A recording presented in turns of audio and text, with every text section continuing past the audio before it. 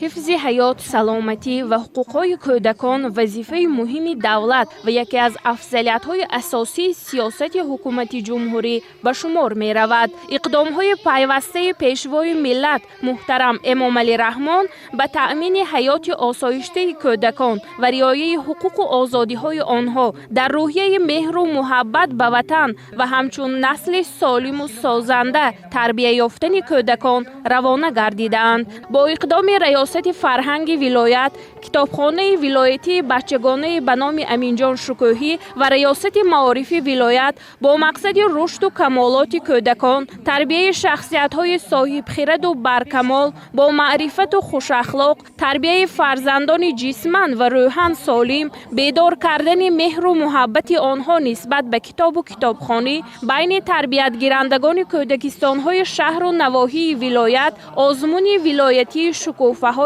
استقلال برگزار گردید. مقصد از برگزاری آزمون شکوفه‌های استقلال این دریافت استعدادهای نو کودکان را در روحیه وطندوستی، زیبایی پرستی، خودشناسی و خودآگاهی تربیت نمودن و به واسطه کودکان باغ استقلال ما امروز غالبان دور اول آزمون مذکور از روی 5 شرط آزمون و آزمایی نمودند. در آزمون کودکان از 15 شهر و نواحی ولایت سوخت اشتراک نمودند. هر یک اشتراکچی کوشش نمود که استعداد ذهنی، زبانی و اخلاقی خود را در صحنه آزمون به نمایش گذارد.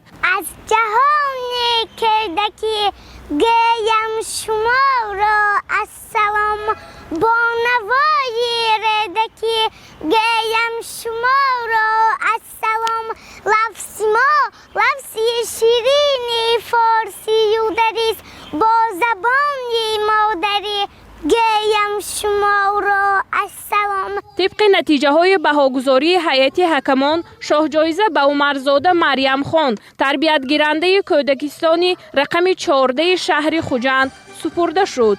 همچنین تربیت گیرندگان کودکستان ها از شهر و نواحی ولایت با نمایش خوب ملکه و قابلیت های خویش مقام های افتخاری را صاحب شدند.